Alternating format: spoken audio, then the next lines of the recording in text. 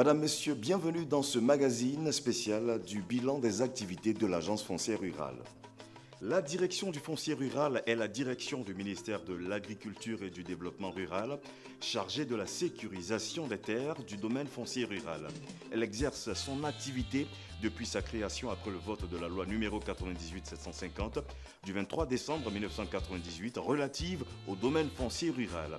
Plusieurs partenaires techniques et financiers ont d'ailleurs financé ces activités. Parmi eux, la France à travers le C2D, contrat de désendettement et de développement. Projet d'appui à la relance des filières agricoles de Côte d'Ivoire par FACI au niveau de sa composante 1 intitulée « Appui à la mise en œuvre de la loi sur le foncier rural ». Après environ 3 années d'exercice dans 15 départements de la Côte d'Ivoire, Monsieur le coordonnateur du projet fait le bilan des activités et les perspectives à envisager. Suivons cet élément. Nous avons 804 villages sur les 1210 qui ont les tronçons ouverts et bornés, ce qui nous donne un taux de réalisation de 68%.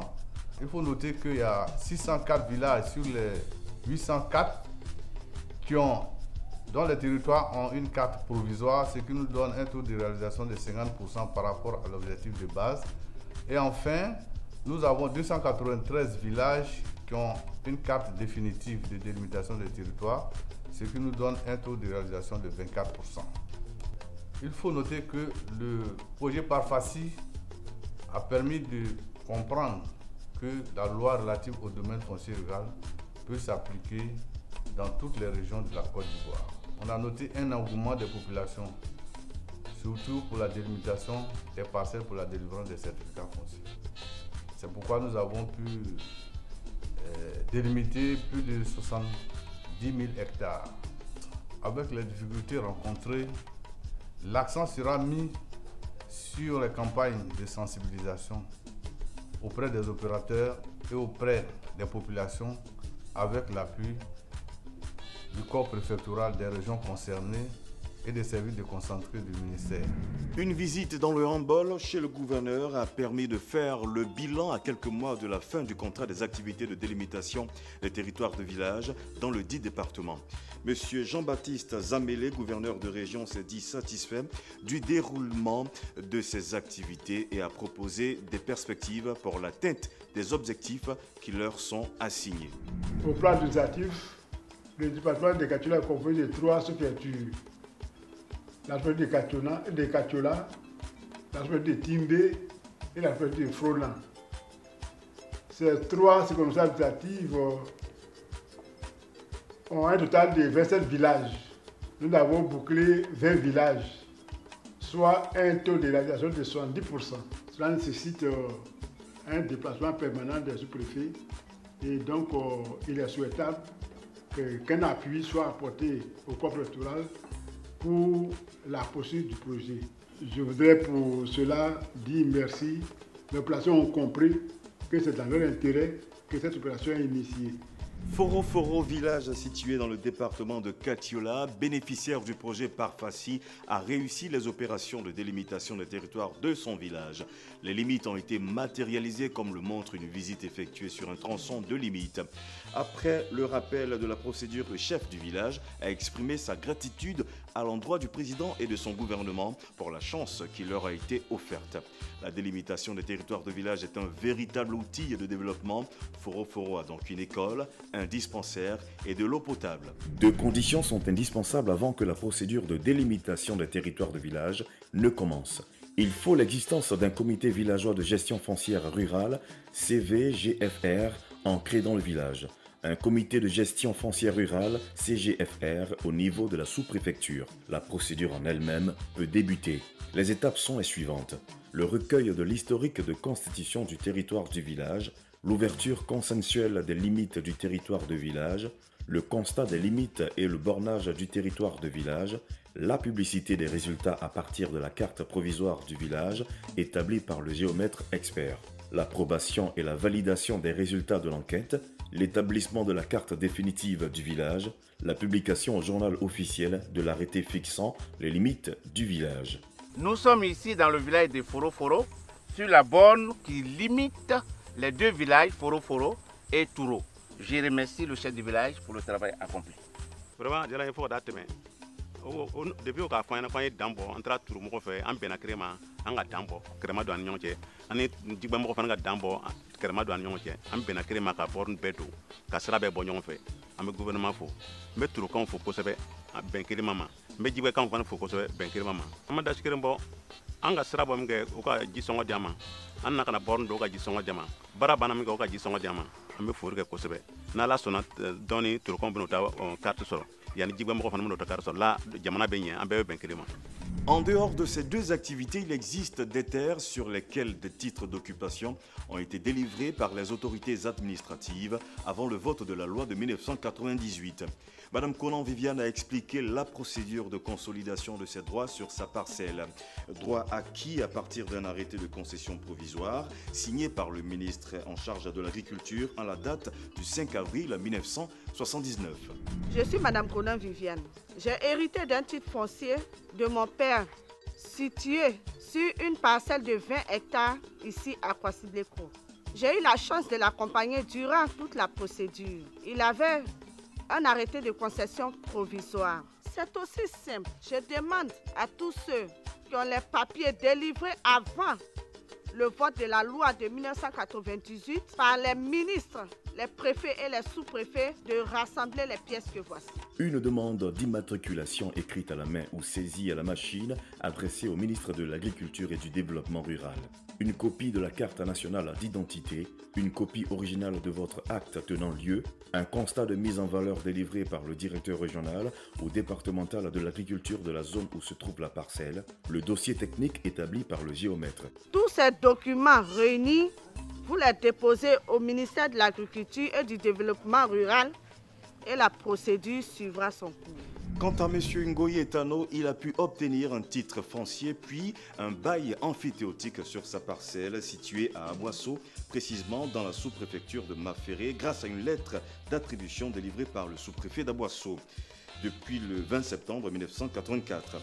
Fort de cette expérience, il lance un appel à tous les détenteurs de titres d'occupation provisoire à consolider leurs droits avant le 14 octobre 2018, date limite.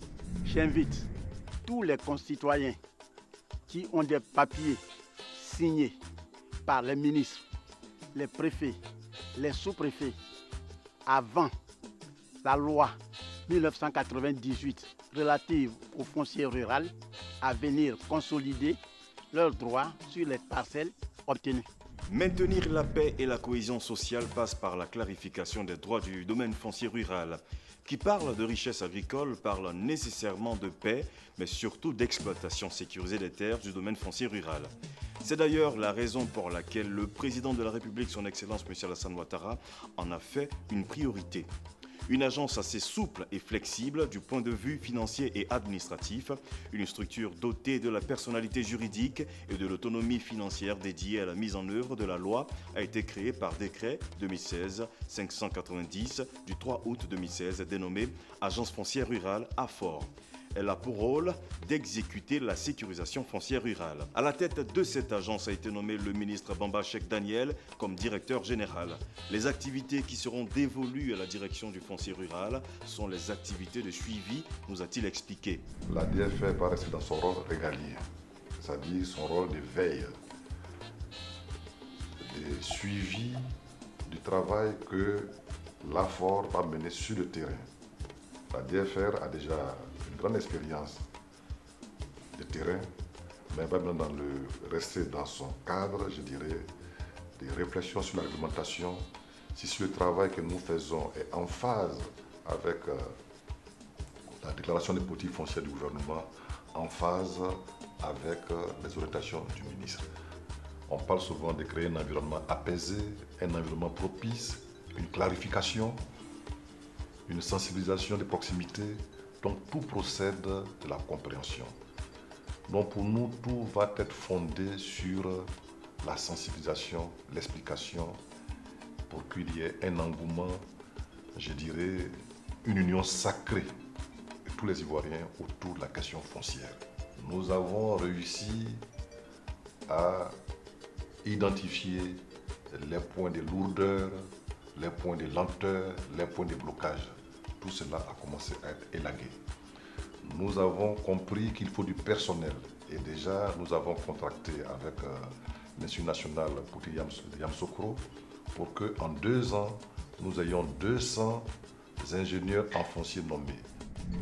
Pour rappel, 2 activités essentielles s'exercent dans le cadre de la mise en œuvre de la loi numéro 98-750 du 23 décembre 1998 relative au domaine foncier rural et sont mises en exergue par le projet, comme l'a cité le coordonnateur du projet. Il s'agit de la délimitation des territoires de village et de la délivrance de certificats fonciers. Le certificat foncier, une fois délivré, quels sont les avantages pour un détenteur de certificat foncier ou de titre foncier?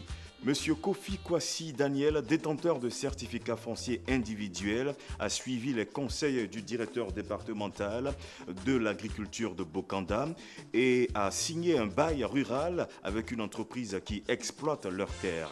Ce sont des mots de gratitude qu'il a prononcés pour cette orientation qui lui permet de subvenir aux besoins de sa famille grâce aux revenus de la location. Oui. Bonjour Dédé. Oui, monsieur Kwasi Daniel. Asseyez-vous. Merci beaucoup. Que puis-je faire pour vous ce matin? Je suis venu ce matin, vous savez, et vous remercier pour toutes vos actions. Grâce au bail rural signé, après l'obtention du certificat foncier, j'avais obtenu la besoin de ma famille. Pourquoi tout va bien? C'est dit que c'est bénéfique pour moi. Je crois que c'est comme ça, il faut conseiller aux parents qui ont des certificats et des titres fonciers.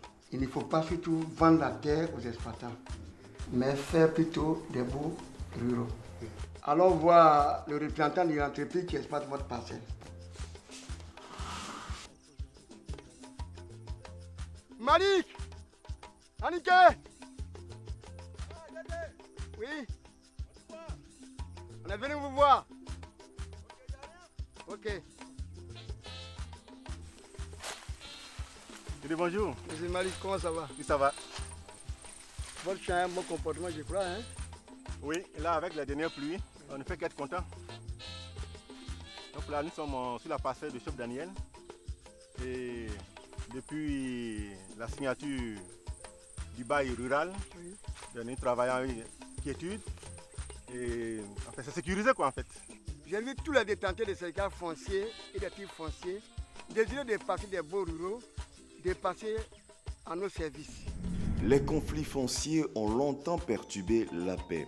Les activités de l'AFOR consistent pourtant à préserver la cohésion sociale pour un nouveau paysage agricole ivoirien.